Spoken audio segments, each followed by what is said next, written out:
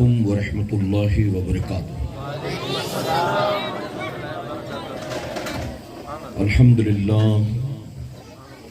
الحمدللہ رب العالمین والعاقبۃ للمتقین والصلاة والسلام علی سید الانبیاء والمرسلین اما بعد فاعوذ باللہ من الشیطان الرجیم بسم اللہ الرحمن الرحیم وما ارسلناک الا رحمۃ للعالمین صدق اللہ مولانا العلی العظیم۔ باد توحید کے متوالوں، شمع رسالت کے پروانوں، غوث و خواجہ اور رضا کے چاہنے والوں، آئیے سب سے پہلے ہم اور آپ نہایت ہی ادب اور احترام کے ساتھ اپنے اور ساری کائنات کے مرکز عقیدت جناب محمد الرسول اللہ صلی اللہ تعالی علیہ وسلم کی بارگاہ بے کس پناہ میں جس طرح سے میں آپ کو پڑھاؤں میرے ساتھ مل کر پورا مجمع بآواز بلند ہدیہ غلامی درود و سلام کے انداز میں پیش کریں۔ پڑھیں الصلاۃ والسلام علیک یا رسول اللہ،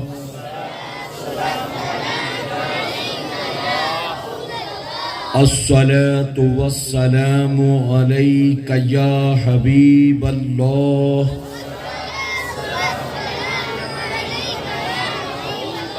الصلاۃ والسلام علیک یا نبی اللہ وعلی آلک واصحابک یا نور اللہ صلی اللہ تعالی علیہ وسلم۔ رب کعبہ کی بارگاہ میں دعا ہے، مولا اپنے حبیب صاحب لولاک صلی اللہ تعالی علیہ وسلم کے صدق و طفیل ہم تمام حاضرین اور سامعین کو تو دم واپسی تک حق کہنے، حق سننے اور اپنے حق والے بندوں کے دامن سے وابستہ رہنے کی توفیق نصیب فرما۔ ساتھ ہی بارگاہ رب العزت میں دعا ہے کہ میرے کریم ہم گناہ گاروں سیاکاروں کو، ہمارے والدین کو، ہماری قیامت تک آنے والی تمام نسلوں کو صحیح معنوں میں غوث و خواجہ اور رضا سے محبت کی توفیق نصیب فرما، اور اپنے ان محبوبین کی محبتوں کا صلہ ہمیں دنیا اور آخرت دونوں جہاں میں نصیب فرما۔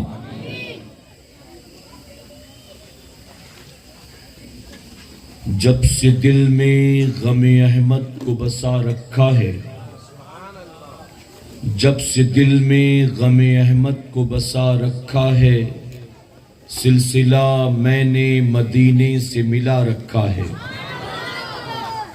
جب سے دل میں غم احمد کو بسا رکھا ہے، سلسلہ میں نے مدینے سے ملا رکھا ہے، اور ہاں وہ آتے ہیں ابھی آئیں گے آتے ہوں گے، ہاں وہ آتے ہیں ابھی آئیں گے آتے ہوں گے، بس یہی سوچ کر محفل کو سجا رکھا ہے۔ اور جب کہیں سے نہیں ملتی ہے سکون کی دولت، جب کہیں سے نہیں ملتی ہے سکون کی دولت، تیری محفل تیرے دیوانے سجا لیتے ہیں۔ میرے پیارے آقا علیہ الصلوۃ والتسلیم کے پیارے دیوانوں، اللہ رب العزت کا بے پناہ کرم اور احسان کہ اس نے ہمیں اور آج آپ کو آج کی شب اپنے ذکر پاک کی محفل میں آنے کی توفیق عطا فرمائی۔ میرا کریم محفل سجانے والوں کا سجانا اور ہمارا اور آپ کا یہاں آنا قبول فرمائے۔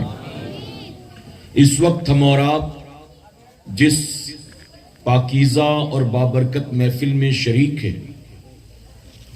یہ محفل وہ محفل ہے کہ جہاں بیٹھ کر ذکر کرنے اور ذکر سننے ہی پر اللہ ثواب نہیں دیتا، بلکہ اس محفل کی طرف اٹھنے والے ہر قدم پر میرا کریم ثواب عطا فرماتا ہے۔ اس محفل میں دھڑکنے والے دل کی ہر دھڑکن پر میرا رب ثواب عطا کرتا ہے۔ یہاں گزرنے والے زندگی کے ہر لمحے پر اللہ ثواب عطا فرماتا ہے۔ بلکہ کسی شاعر نے تو بہت خوب کہا، جہاں ذکر رسالت معاب ہوتا ہے، جہاں ذکر رسالت معاب ہوتا ہے، وہاں پہ سانس بھی لینا ثواب ہوتا ہے۔ اور میرے پیارے آقا کے پیارے دیوانوں میں اکثر کہتا ہوں کہ یہ وہ محفل ہے جس محفل میں آیا نہیں جاتا بلکہ بلایا جاتا ہے۔ یہاں آنے والا کوئی ایک بھی، چاہے وہ اوپر بیٹھے حضرات ہوں، چاہے وہ نیچے بیٹھے ہوں، چاہے وہ پیچھے کھڑے ہوں، ان محفلوں میں آنے والا کوئی ایک بھی اپنی مرضی سے نہیں آتا، آتے وہی ہیں جنہیں میرا رب توفیق عطا فرماتا ہے۔ اور یہ موقع بھی زندگی میں بار بار آیا نہیں کرتے۔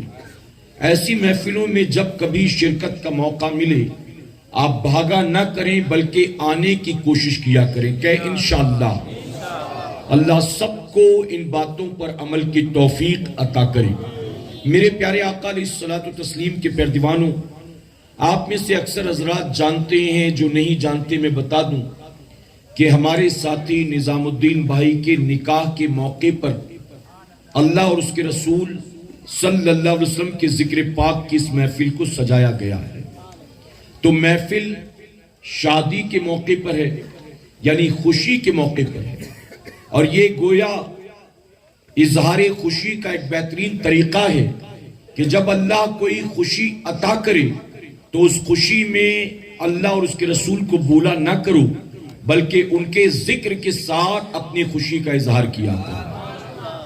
اور میرے پیارے آقا کے پیارے دیوانوں، یہ حبلی کی کوئی پہلی محفل نہیں ہے، بلکہ میں ہندوستان کے مختلف علاقوں میں شادی کے موقع پر تقریر کرنے کے لیے جاتا ہوں، اکثر گجرات کے مختلف علاقوں میں، اور مجھے یہ جان کر بڑی خوشی ہوتی ہے کہ کل تک جہاں شادیوں کے نام پر لوگ رت جگہ کرتے تھے، ڈول پیٹے جاتے تھے، عورتیں ناچا کرتی تھی، اور گجرات کے جن علاقوں میں رت جگہ کے نام پر عورتیں ڈانڈیا کھیلا کرتی تھی، الحمدللہ اب وہاں پر تحریک سنی دعوت اسلامی کی یہ برکت ہے کہ اب رت جگہوں میں ناچ گانے نہیں ہوتے بلکہ شادی سے پہلے لوگ حضور کے میلاد کی محفل سجایا کرتے ہیں، اور یہ سنی دعوت اسلامی کا فیضان ہے کہ الحمدللہ میرے پیارے آقا علیہ الصلوۃ والتسلیم کے پیارے دیوانوں، اور میں منبر رسول پر موجود ہوں، میں یہ بات بھی ذمہ داری کے ساتھ کہوں گا کہ جن کے گھر کی شادیاں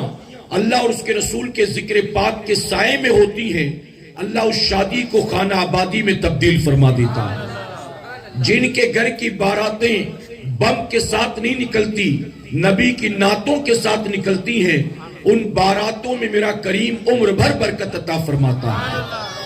تو یہ اللہ رب العزت کا بے پناہ کرم اور احسان ہے کہ ہمارے ساتھی تحریک کے ماحول سے جڑے ہیں، اس لیے شادی کے موقع پر انہوں نے اللہ رسول کی نافرمانی کا کام نہیں کیا بلکہ ان کی رضا والا کام کرنے کی کوشش کی۔ میں دعا کرتا ہوں کہ اللہ تبارک تعالی ہمارے ساتھی نظام الدین بھائی کو، ان کے گھر والوں کو عمر بھر اس کی برکتوں سے مالا مال فرمائے۔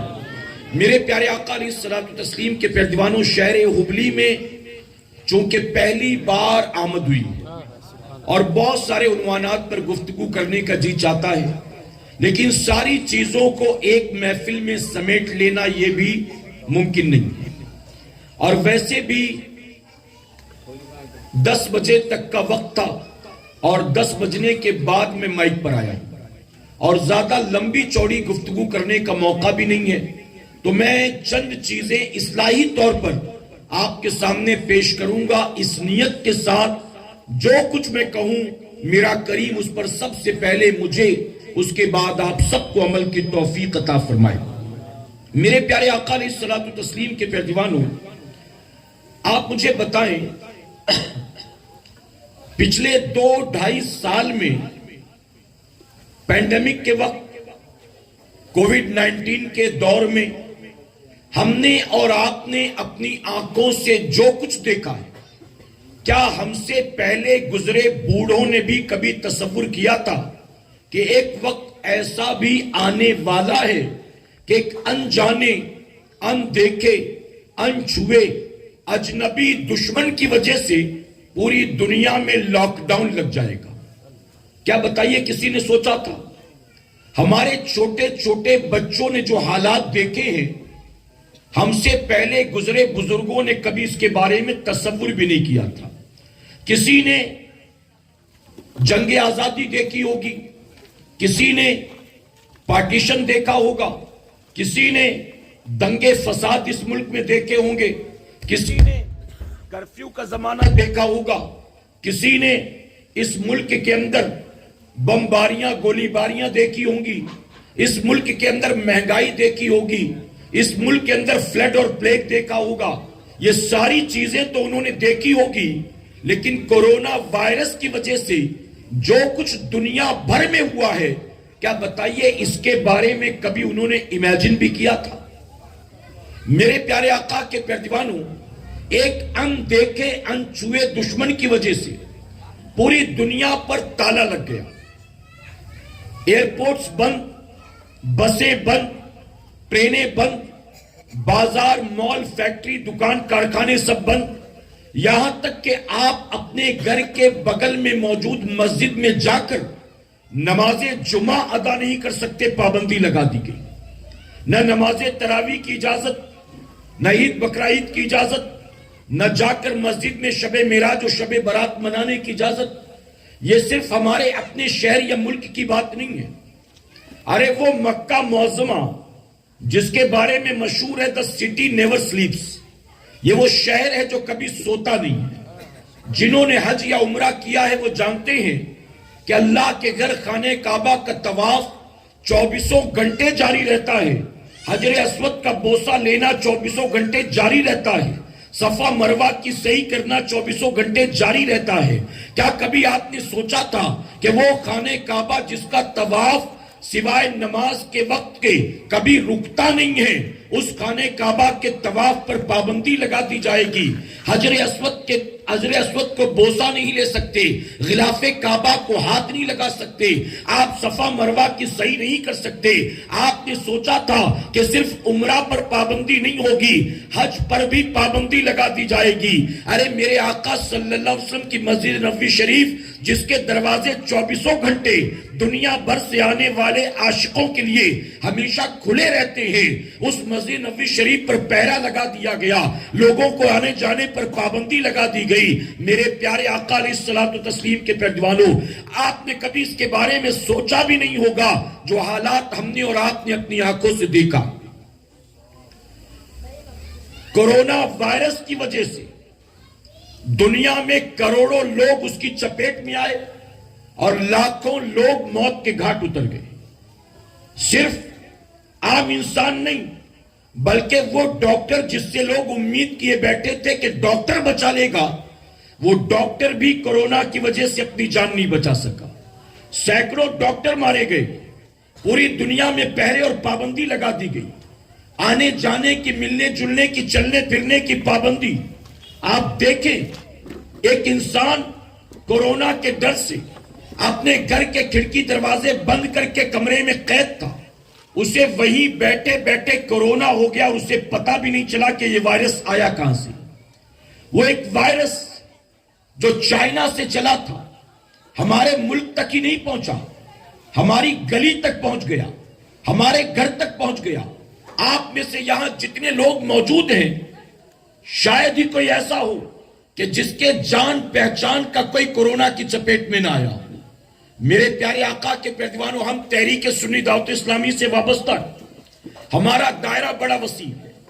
हमारे पास कभी हफ्ते 2 हफ्ते में एक मैसेज आता है, फलां के वालिद का इंतकाल हो गया, दुआ करें, फलां के बेटे का इंतकाल हो गया, दुआ करें। लेकिन कोरोना के दौर में एक दिन में कई लोगों के मौत की खबरें आती थी। एक का मैसेज आया, अभी हम जवाब टाइप कर रहे थे, کہ دوسرے کے موت کی خبر آ گئی، اور میرے پیارے آقا کے پیروانوں، ہم نے اپنی آنکھوں سے دیکھا ہے کہ 58 سال کا بوڑھا باپ روتا رہ گیا اور 22 سال کے جوان بیٹے کا انتقال ہو گیا۔ 68 سال کی بوڑھی ماں روتی بلکتی رہ گئی اور 28 سال کے جوان بیٹے کا جنازہ اٹھا، اور حالات ایسے تھے کہ اگر کسی کا انتقال ہو جائے مرنے والے کا چہرہ بھی نہیں دکھایا جاتا تھا، اسپتال سے پیکٹ میں پیک کر کے اس کی میت کو قبرستان میں لایا جاتا، قبر میں ڈالا نہیں جاتا تھا، قبر میں پھینکا جاتا تھا۔ گھر والے نہ اپنے مرنے والے کا چہرہ دیکھ سکتی تھی، نہ اپنے ہاتھوں سے غسل دے سکتے تھے، نہ کفن پہنا سکتے تھے، نہ نماز جنازہ ادا کر سکتے تھے۔ آپ دیکھیں اس دور سے گزر کر ہم اور آپ یہاں تک پہنچے ہیں۔ اے سرکار مدینہ کے پیروانوں، ہٹے کٹے لوگوں کو، نوجوان خوبصورت لوگوں کو کورونا کی وجہ سے موت آ گئی۔ ہم اس وقت بھی زندہ تھے، آج بھی زندہ ہیں، ہم نے وہ پورا کورونا کا کال دیکھا ہے۔ آپ مجھے بتائیں ان حالات سے بچ بچا کر ہم اگر یہاں تک پہنچے ہیں تو اس کے پیچھے کس کا ہاتھ ہے؟ آخر کس کی وجہ سے ہم اور آپ بچ گئے؟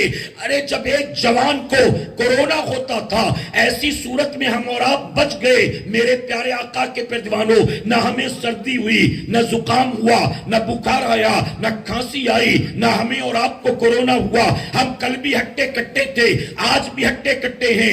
آپ مجھے دل پر ہاتھ رکھ کر بتا دیں، اگر ہم کل بھی زندہ تھے اور کورونا کے حالات سے بچ بچا کر ہم صحیح سلامت یہاں تک پہنچ گئے ہیں تو کس کی وجہ سے پہنچ گئے ہیں؟ ہم سینیٹائزر کی وجہ سے زندہ ہیں، ہم ماسک کی وجہ سے زندہ ہیں، ہم سوشل ڈسٹینسنگ کی وجہ سے زندہ ہیں، ہم لاک ڈاؤن کی وجہ سے زندہ ہیں، ہم ویکسین کی وجہ سے زندہ ہیں، ہم WHO کی وجہ سے زندہ ہیں، ہم ڈاکٹرز کی وجہ سے زندہ ہیں، ہم گورنمنٹ کی پالیسیز کی وجہ سے زندہ ہیں۔ ہم اور آپ اگر کل بھی زندہ تھے، آج بھی زندہ ہیں، تو دل پر ہاتھ رکھ کر بتاؤ ہم کس کی وجہ سے زندہ ہیں؟ اگر ایمان والے ہیں تو جواب دیں گے، زندگی موت پر قدرت سوائے رب کے دوسرا کوئی نہیں رکھتا ہے۔ ہم کل بھی زندہ تھے، آج بھی زندہ ہیں، تو یقیناً یہ زندگی ہمیں ہمارے رب نے عطا فرمایا۔ رب کی دی زندگی کو پانے کے بعد بھی، ان حالات اور ان ماحول سے گزرنے کے بعد اگر پھر بھی مسلمان رب کی بارگاہ میں رجوع نہ کرے، رب کی بارگاہ میں توبہ نہ کرے، اپنے آپ کو نیک بنانے کی، قرآن و سنت کا پابند بنانے کی کوشش نہ کرے، تو یاد رکھنا کل تم کورونا سے بچ گئے، لیکن آئندہ آنے والے وائرس سے کیا تم بچ سکو گے؟ موت کا فرشتہ جب سرہانے آ کر کھڑا ہوگا تو کیا تم موت سے بچ سکو گے؟ اگر یہ مانگتے ہو کہ ہمیں رب نے بچا لیا، تو کیا ضرورت اس بات نہیں ہے کہ جس رب نے زندگی دی اس رب سے صلح کر لیں، اس رب کی بارگاہ میں رجوع کر لیں، اس رب کی نافرمانی کرنا بند کر دیں؟ میرے پیارے آقا کے پیروانوں، میں نے اپنی قوم کے جوانوں کو دیکھا، ہبلی کی یا بامبے کی بات نہیں کرتا، پورے ہندوستان کا حال یہی، جب تک مسجدوں پر تالے تھے، نماز بجماعت پڑھنے کی اجازت نہیں تھی، اس وقت تک میری قوم کا جوان کہہ رہا تھا فیکٹری کھل گئی، مسجد کب کھلے گی؟ ٹرینیں بھی چلنے لگی، مسجد کب کھلے گی؟ ہوٹل بھی کھل گئے، مسجد کب کھلے گی؟ اب تو فلائٹ بھی چلنے لگی، مسجد کب کھلے گی؟ اب تو مال بھی کھل گئے، مسجد کب کھلے گی؟ اب تو بازار بھی لگنے لگے، مسجد کب کھلے گی؟ جب تک مسجدیں بند تھی پریشان تھا کہ مسجد کب کھلے گی، مسجد کب کھلے گی۔ میں نے سمجھا شاید اس کو غلطی کا احساس ہو گیا، اب مسجد کھلے گی تو فجر میں آئے گا، اب مسجد کھلے گی تو ظہر پڑھے گا، اب مسجد کھلے گی تو نماز کی پابندی کرے گا۔ ارے جب تک مسجد پر پہرے تھے تب تک مسجد کے بند ہونے کا رونا روتا تھا، لیکن جب مسجد کھل گئی تو میں نے دیکھا وہ ظالم مسجد کھلنے کے بعد بھی جمعہ کی 2 رکعت ہی کا نمازی رہا۔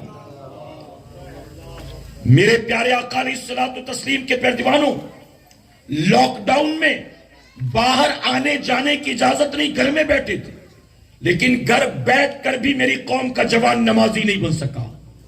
گھر بیٹھ کر بھی پوری رات یوٹیوب، پب جی، ٹک ٹاک، اس کا اسٹیٹس، اس کی ڈی پی، اس کی سٹوری، اس کا پروفائل، بس یہی سب کچھ کر رہا تھا. 2-2.5 سال کا حال ہم نے اور آپ نے جو اپنی آنکھ سے دیکھا، اگر یہ سب کچھ دیکھنے کے بعد بھی توبہ نہ کریں تو ہم سے بڑا بھی بتائیے کوئی کم نصیب ہوگا؟ ہم سے بڑا بھی کوئی اللہ رسول کا باغی ہوگا؟ میرے پیارے آقا کے پیارے دیوانوں، آج قوم مسلم میں کون کون سی برائیاں پیدا ہو گئی جانتے ہو؟ میں ممبر رسول پر موجود ہوں، یہاں مبلغین کے علاوہ علماء بھی موجود، ائمہ بھی موجود. ان کی موجودگی میں ذمہ داری کے ساتھ کہتا ہوں، ارے جن گناہوں کی وجہ سے اللہ نے پوری قوم کو صفحے ہستی سے مٹا دیا، اللہ نے ان کو قیامت تک کے لیے عبرت کا نشان بنا دیا، آج وہ سارے گناہ بھی قوم مسلم کے اندر پائے جاتے ہیں. آج مسلمان نوجوان، اس کے گناہ صرف موبائل، انٹرنیٹ اور ٹیلی ویژن فلموں تک محدود نہیں. آج مسلمان نوجوان شراب پی رہا ہے، آج مسلمان نوجوان سٹے کے نمبر نکالتا ہے، آج مسلمان نوجوان لاٹری کا ٹکٹ خریدتا ہے، آج مسلمان چرس چلم گانجوں کے دم مارتا ہے، آج مسلمان ایم ڈی کورکس وائٹنر کا استعمال کرتا ہے. میرے پیارے آقا کے پیروانوں، مجھے دل پر ہاتھ رکھ کر بتائیں، ہمارے باپ آدم علیہ السلام کو اللہ نے جنت سے زمین پر بھیجا. کس وجہ سے زمین پر بھیجا گیا؟ ہمارے باپ آدم علیہ السلام نے کیا کیا تھا؟ ایک دانہ جس کو کھانے سے رب نے منع کیا تھا، آدم علیہ السلام نے کھایا نہیں بلکہ اس دانے کو چکھا. آدم علیہ السلام نے اس دانے کو چکھ لیا جس دانے کو رب نے کھانے سے منع کیا. ہمارے باپ آدم علیہ السلام نے چکھا، اللہ نے جنت سے زمین پر بھیج دیا. ارے اسی رب نے جن چیزوں کو کھانے پینے سے ہمیں اور آپ کو سراطن منع کر دیا، اور جن چیزوں کو واضح لفظوں میں حرام قرار دے دیا گیا، اور جن چیزوں کے کھانے پینے پر اللہ رسول نے وعید فرمائی ہے، ارے جنت میں ہمارے باپ آدم علیہ السلام تھے، ایک دانہ چکھا تو زمین پر رب نے بھیجا. ہم زمین پر رہ کر اللہ کی منع کردہ چیزوں کو اگر زندگی بھر کھائیں گے پیئیں گے، ہمارا منہ اس لائق ہے کہ ہم جنت میں جا سکیں؟ میرے پیارے آقا علیہ الصلوۃ والتسلیم کے پیارے دیوانوں، آج کے دور کا مسلمان جتنی چیزیں حرام قرار دے دی گئی ہیں واضح طور پر صراحتاً، ان چیزوں میں مبتلا ہے، گناہ پر گناہ، نافرمانی پر نافرمانی کر رہا ہے. آپ دیکھیں، جھوٹ بولنا، یہ بتائیے جائز ہے کہ ناجائز ہے؟ جی، جھوٹ بولنا جائز ہے، ہر کوئی جانتا ہے نا. لیکن آج بتائیے، جھوٹ ہماری زندگی کا حصہ نہیں بن گیا؟ آج روز مرہ کی زندگی کا حصہ جھوٹ بن گیا. ہم کسی کو روکتے ہیں تو جانتے ہو لوگ کیا کہتے ہیں؟ کہتے ہیں مولانا جھوٹ نہیں بولیں گے تو مارکیٹ میں ایک دن ٹکنا مشکل ہو جائے گا. یعنی یہاں تو جھوٹ ہی کی بازاری، کالا بازاری ہے، یہاں تو جھوٹ ہی کا بول بالا ہے. اگر جھوٹ نہیں بولیں گے تو ایک دن مارکیٹ میں رکنا مشکل ہو جائے گا. جھوٹ نہیں بولیں گے تو دکان کا بھاڑا کہاں سے نکالیں گے؟ جھوٹ نہیں بولیں گے تو جو 2 لڑکے کام پر رکھے ان کی تنخواہ کہاں سے دیں گے؟ جھوٹ نہیں بولیں گے تو بجلی کا بل بھی نہیں نکلے گا.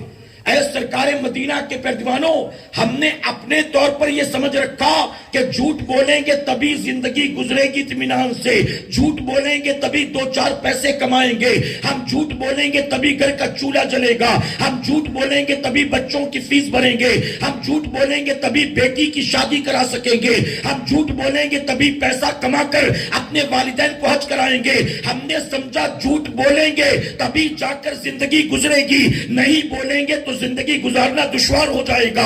آپ مجھے دل پر ہاتھ رکھ کر بتائیں، ارے جھوٹ میں اگر 1% بھی فائدہ ہوتا تو کیا اللہ اور اس کے رسول نے جھوٹ بولنے سے منع کیا ہوتا؟ کیا جھوٹ کو حرام قرار دیا گیا ہوتا؟ ہمیں بظاہر نظر آتا ہے بڑے فائدے، لیکن ہم جانتے ہیں کہ جھوٹ بولنا حرام ہے. اور سن لو، اگر یہاں کوئی بیٹھا ایسا ہو جو یہ سمجھتا ہو کہ جھوٹ نہیں بولیں گے تو چلے گا کیسا، تو ٹھیک ہے، تم جھوٹ بول کر 1000 نہیں 1 لاکھ کما لو، لیکن سن لو، اگر جھوٹ کی کمائی کے لاکھوں تم نے جمع بھی کر لیے تو وہ تمہاری لاکھوں کی کمائی یا تو ڈاکٹر لے کر جائے گا، یا تو کہیں ڈونیشن میں دو گے، یا تو کہیں رشوت بھرو گے، یا تو کورٹ کچہری مقدمے میں خرچ ہوگا۔ تم نے جس راستے سے کمایا ہے تمہارا مال اسی راستے سے نکلنے والا بھی ہے۔ اللہ اور اس کے رسول صلی اللہ علیہ وسلم نے جس چیز سے منع کر دیا، بظاہر شیطان اس میں منافع دکھاتا ہوں، فائدے دکھاتا ہوں، لیکن یاد رکھیں اس میں سوائے نقصان کے کبھی کوئی فائدہ نہیں ہو سکتا ہے۔ میرے پیارے آقا علیہ الصلوۃ والتسلیم کے پیارے دیوانوں، ابھی میں 1 ہفتے پہلے گجرات کے ایک علاقے میں تھا۔ جانتے ہو وہاں مجھے ساتھیوں نے کیا بتایا؟ وہاں اس علاقے کے ساتھیوں نے مجھے بتایا کہ حضرت ہمارے یہاں کے 12-14 سال کے بچے میڈیکل سے طرح طرح کی دوائیاں لے کر اس سے نشہ کرتے ہیں۔ کوئی کورکس لے رہا ہے، کوئی وائٹنر لے رہا ہے۔ وہاں پر ایک نشے کے لیے گولی چلتی جس کو کہتے ہیں کتا گولی، کوئی کتا گولی لے رہا ہے۔ میں نے کہا گولی کا نام اگر کتا گولی ہے تو کم سے کم لوگوں اسے تو کتے کے لیے چھوڑ دو، کتا گولی بھی نہیں چھوڑتے، تم اتنا نشہ ہے تمہیں، اور تم اس کیٹیگری پر آ کر، میں تو کہتا ہوں سنیوں ناراض مت ہونا۔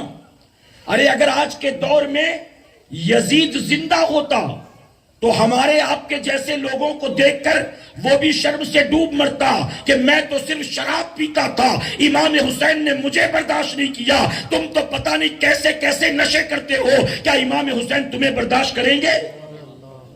اور اس کے باوجود ہم کہلاتے ہم تو عاشق اہل بیت ہیں، یا علی کے نعرے، یا غوث المدد کے نعرے، کبھی امام علی مقام کا نام لے رہے ہیں، کبھی غریب نواز کے نام پر محفل سجا رہے ہیں۔ میرے پیارے آقا کے پیروانوں، میں اپنی قوم کے جوانوں سے کہنا چاہتا ہوں، ارے تم جس منہ سے امام حسین کے نام کا شربت پیتے ہو محرم کی 10 تاریخ کو، اسی منہ سے تم جب شراب کے پیالے لگاتے ہو، اسی منہ سے جب تم چرس چلم گانجے کے دم مارتے ہو، تب تمہیں کربلا والے یاد نہیں آتے۔ ارے محرم کی 10 تاریخ کو تم کربلا والوں کی یاد میں شربت بھی پیتے ہو پیٹ بھر کر، اور تم سال کے 11 مہینے چرس چلم گانجے افیم بھی پیتے ہو، تب تمہیں ننھے علی اصغر یاد نہیں آتے، تب تمہیں امام زین العابدین یاد نہیں آتے، تب تمہیں ننھی سکینہ یاد نہیں آتی، تب تمہیں امام حسین یاد نہیں آتے۔ کربلا کا مہینہ آتا ہے تو تم اس وقت کربلا والوں کے بن جاتے ہو،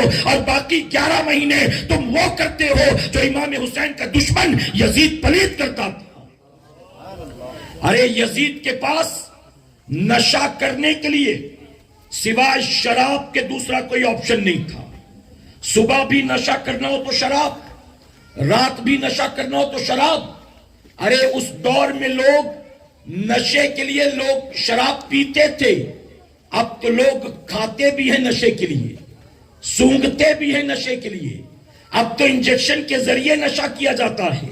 ارے فارماسیوٹیکل کمپنیز نے جو دوائیاں مریضوں کے علاج کے لیے بنائی ہے، ہم نے دیکھا وہ دوائیاں لے کر لوگ ان دوائیوں کے ذریعے نشہ کر رہے ہوتے ہیں۔ اور میرے پیارے آقا کے پیروانوں، ایک تلخ بات کہوں، یہ نشاور زہر اس وقت پورے ہندوستان میں اسے کھانے پینے والا بھی مسلمان ہے اور اس زہر کو مارکیٹ میں بیچنے والا بھی مسلمان۔ غلط تو نہیں کہہ رہا ہوں میں؟ میرے پیارے آقا کے پیروانوں، بامبے کے ایک مسلم پاکٹ ایریا میں گیا جہاں اکثریت مسلمانوں کی، وہاں مجھے بتایا گیا کہ حضرت یہاں کلاسز میں پڑھنے والی، نقاب پہن کر آنے والی مسلمان لڑکیاں ایم ڈی لیتی ہیں، مسلمان لڑکیاں۔ اب ان کو یہ چیز کہاں سے مل گئی؟ ماں باپ نے دیا، بھائی بہن رشتہ داروں کہاں سے مل گئی؟ کلاسز میں غلط فرینڈ سرکل کی وجہ سے، کلاسز میں لڑکیوں کو چھوڑ کر لڑکوں کی دوستی کی وجہ سے، اور لڑکے یا یہ نشہ بیچنے والے شروع میں یہ نشاور چیزیں مفت میں لوگوں کو دیتے ہیں تاکہ ایک بار وہ عادی بن جائے، اس کو وہ ہیبیچول ہو جائے، اور ایک مرتبہ عادی بن جائے گا. شروع میں تو آپ کو شراب مفت میں پلائی جائے گی, شروع میں آپ کو چرس چلم کا دم مفت میں دیا جائے گا, اور ایک مرتبہ آپ کو لت پڑ گئی تو پھر آپ خود اپنے لیے بھی خریدو گے, اور جس نے عادی بنایا ہے اس کو بھی خرید کر پلاؤ گے, کھلاؤ گے. میرے پیارے آقا کے پیروانوں, کتنی تکلیف ہوتی میں بتاؤں آپ کو. بامبے کا ایک علاقہ, وہاں پر پولیس نے مختلف مقامات پر دن بھر ریڈ کیا, اور دن بھر ریڈ کر کر کے چرسیوں گنجیڑیوں کو گرفتار کیا. شام ہوتے ہوتے تقریباً ایسے 100 لڑکے پکڑے گئے, 100 لڑکے. شام کے وقت پولیس نے اس علاقے کے سوشل ایکٹیویسٹ کو بلایا, جو بھی سوشل ورکرز تھے ان کو بلایا کہ آ کر دیکھو ہم نے جن جن لوگوں کو پکڑا ہے نشہ کرتا یا نشہ بیچتا ہوا, آ کر دیکھ لو ان میں کوئی بے گناہ تو نہیں ہے. اب جانتے میں ایک جگہ پروگرام کے لیے گیا, وہاں پر ایک تقریباً 60-65 سال کا بوڑھا عیسائی social worker, Christian social worker, وہ آ کر مجھ سے کہتا ہے گرو جی ایک بات کہوں. میں نے کہا بتائیے. وہ کہتا ہے گرو جی شام کو جب پولیس اسٹیشن میں ہم کو بلایا گیا اور ہم وہاں گئے تو مجھے دیکھ کر, وہ کہتا ہے میں مسلمان نہیں ہوں, میں کرسچن ہوں, لیکن مجھے دیکھ کر اتنی شرم آئی. کہتا ہے دن بھر پولیس نے ریڈ مار مار کر جن 100 لوگوں کو گرفتار کیا تھا ان 100 میں 90 لوگ آپ کے دھرم کے تھے, آپ کے مذہب کے تھے. میرے پیارے آقا کے پیروانوں, بتاؤ یہ ساری برائیاں, یہ ساری حرام چیزیں کیا اللہ اور اس کے رسول صلی اللہ علیہ وسلم نے 1450 سال پہلے ان برائیوں کے دروازے بند نہیں کیے؟ 1450 سال پہلے ان تمام برائیوں کے دروازے میرے نبی نے بند کر دیا, اور ساتھ ہی وعید فرما دی جو یہ کرے گا اس کا عذاب کیا ہوگا, اس کا فیصلہ کیا ہوگا. لیکن معذرت کے ساتھ کہوں گا, جن دروازوں پر میرے نبی نے کل تالے لگائے تھے, آج انہی حرام دروازوں پر سب سے زیادہ آپ کو مسلمان کھڑے ہوئے نظر آئیں گے. چاہے وہ زنا کا اڈا ہو, چاہے وہ سٹے اور لاٹری کا ٹکٹ ہو, چاہے وہ شراب کی دکان ہو, چاہے وہ چرس چلم گانجے افیم کا دم مارنا ہو, چاہے وہ جوا کھیلنا ہو, چاہے وہ سود کے دھندے ہو, چاہے وہ کم ناپنا کم تولنا ہو, چاہے وہ کالا بازاری ہو, چاہے وہ وعدہ خلافی ہو, چاہے بات بات پر جھوٹی قسمیں کھانا ہو, چاہے ماں باپ کی نافرمانی ہو, چاہے اپنی نگاہوں کو زبانوں کو آوارہ چھوڑ دینا ہو. ارے جن چیزوں کو حرام قرار دے دیا گیا ہے ان سارے گناہوں میں آج اکثریت مسلمانوں کی ملوث نظر آتی ہے. میرے پیارے آقا علیہ الصلوۃ والتسلیم کے پیروانوں, اس کی وجہ کیا ہے؟ میں ذمہ داری کے ساتھ کہتا ہوں, آج ہماری اکثریت ان ایجوکیٹڈ, بے پڑھی لکھی ہے. ہمارے یہاں لڑکیوں کو تو اعلیٰ سے اعلیٰ تعلیم دی جاتی, لیکن لڑکے پڑھائی لکھائی میں پیچھے رہ جاتے ہیں, اور ماں باپ کے لاڑ پیار میں وہ لڑکے اپنے ماں باپ ہی کے لیے ناسور بن جاتے ہیں. یہاں میں والدین سے ایک بات کہوں گا, کبھی کوئی باپ ہمارے پاس آتا ہے, کبھی کوئی ماں آتی ہے, آ کر کہتے ہیں حضرت میرا بیٹا پہلے بہت اچھا تھا, میرے بیٹے سے یہ امید نہیں تھی کہ کبھی ایسا کرے گا, لیکن حضرت 2-2.5 مہینے ہوئے مجھے پتا چلا کہ میرا بیٹا شراب پینے لگا ہے, میرا بیٹا نشہ کرنے لگا ہے. حضرت دعا کریں کہ اللہ اس کو توفیق دے, وہ سدھر جائے, توبہ کر لے.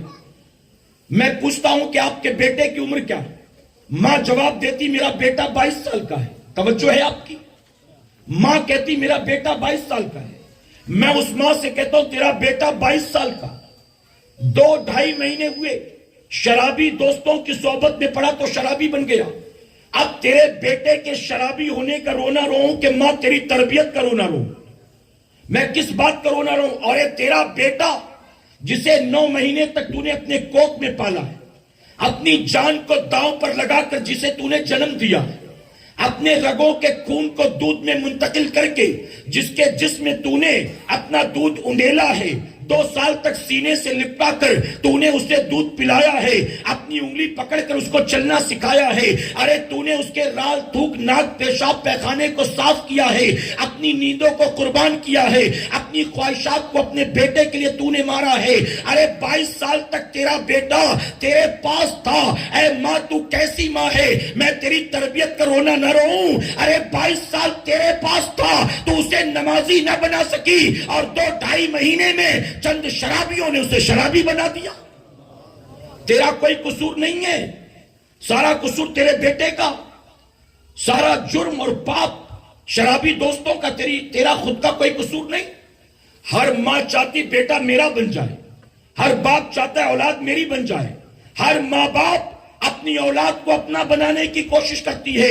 نتیجہ یہ ہوتا ہے اولاد ان کے ہاتھ نہیں لگتی ہے. اور میرے پیارے آقا کے پردوانوں, میں نے اپنی آنکھوں سے دیکھا ہے, چاہے وہ محبوب الہی ہو, چاہے وہ غریب نواز ہو, چاہے وہ غوث اعظم ہو, چاہے بابا فرید ہو, چاہے وہ اللہ کے کوئی بھی ولی ہو, میں نے دیکھا وہاں ماں باپ اپنی اولاد کو اپنا بنانے کی کوشش نہیں کرتے تھے, اپنی اولاد کے دل میں اللہ کے حبیب کی محبت کو پیدا کرتے تھے. ان کی کوشش یہ ہوتی تھی میرا بیٹا میری بیٹی اللہ رسول کی وفادار بن جائے, اللہ رسول کی فرما بردار بن جائے. کسی ماں باپ نے اپنی اولاد کو اپنا بنانے کی کوشش نہیں کی, اپنے نبی کا وفادار بنانے کی کوشش کی. اور تاریخ شاہد ہے جو نبی کا وفادار ہوتا ہے وہ ماں باپ کا غدار نہیں ہوتا ہے, اپنے ماں باپ کا بھی اطاعت گزار ہوتا ہے, اپنے ماں باپ سے بھی محبت کرتا ہے. ہم نے چاہا میرا بن جائے, میرا بن جائے, میرا بن جائے. ارے کاش کتنا اچھا ہوتا, اپنا بنانے کے لیے تو نے کوشش نہ کی ہوتی, تو نے اپنی اولاد کی گردن میں اپنے نبی کی غلامی کا پٹا ڈالا ہوتا. دل میں نبی کی محبت ہوتی, اولاد تیری وفادار ہوتی, نہ تیری راتوں کی نیند اڑاتی, نہ تجھے رات رات بھر جگاتی. دیکھیں رات بھر آوارہ گردی کر کے ایک بیٹا 4 بجے گھر پہنچتا ہے, رات کے 4 بجے. بوڑھا باپ کہتا 4 بج گئے, کہاں تھا پوری رات. جوان بیٹا جوانی کے جوش میں جھڑک دیتا ہے, اپنے کام سے کام رکھو, میں کوئی لڑکی نہیں ہوں, کبھی بھی آؤں کبھی بھی جاؤں, تم کیا کرو گے. اب بتائیے باپ کچھ کہہ سکتا ہے؟ اپنا منہ نیچے کر کے آنکھ بند کر کے چلا جاتا ہے, فراموش کر دیتا ہے. ایک ماں کہتی بیٹا تو نے ابا کے ساتھ ایسا جواب دیا, تجھے شرم نہیں آتی ہے؟ تو اپنی ماں کو بھی ڈانٹ دیتا ہے, کہتا ہے میں کوئی دودھ پیتا بچہ نہیں ہوں, میں کب آتا ہوں کب جاتا ہوں, تم لوگوں کو کیا کرنا ہے. میں باہر تھا, تم تو گھر پہ تھے نا, سو کیوں نہیں جاتے, میرے پیچھے کیوں لگے رہتے ہو, زیادہ پریشان کیا تو گھر چھوڑ کر چلا جاؤں گا. یوں جوانی کے جوش میں اپنے ماں باپ کو اپنی زبان کے ذریعے زخمی کرتا ہے, ان کے دل کو. اور میرے پیارے آقا کے پیروانوں جانتا نہیں ہے, میرے نبی نے فرمایا کل قیامت میں ہر مسلمان سے 5 سوال کیا جائے گا, اور جب تک وہ سوالوں کا جواب نہ دے لے اپنی جگہ سے اسے پیر تک اٹھانے کی اجازت نہیں ملے گی. ان 5 سوالوں کا جب تک جواب نہیں دے لو گے اپنی جگہ سے پیر تک اٹھانے کی اجازت نہیں ہوگی. اب 5 سوال میں بیان نہیں کرتا, صرف ایک چیز. ماں نے پوچھا کہاں تھا اتنی رات, تو جھڑک دیا. باپ نے پوچھا 4 بج گئے کس کے ساتھ تھا, تو جھڑک دیا. کل قیامت میں اللہ فرمائے گا اے بندے بتا اپنی جوانی کو تو نے کہاں گزارا تھا. اے چرس پینے والوں بتاؤ کل قیامت میں رب کو بھی ڈانٹ دو گے معاذ اللہ, اللہ کو بھی جھڑک دو گے معاذ اللہ. اپنے کام سے کام رکھ, میں چاہے جو کروں. یوں جیسے باپ کو جھڑکتے ہو, کیا قیامت میں بھی یوں زبان کھلے گی تمہاری؟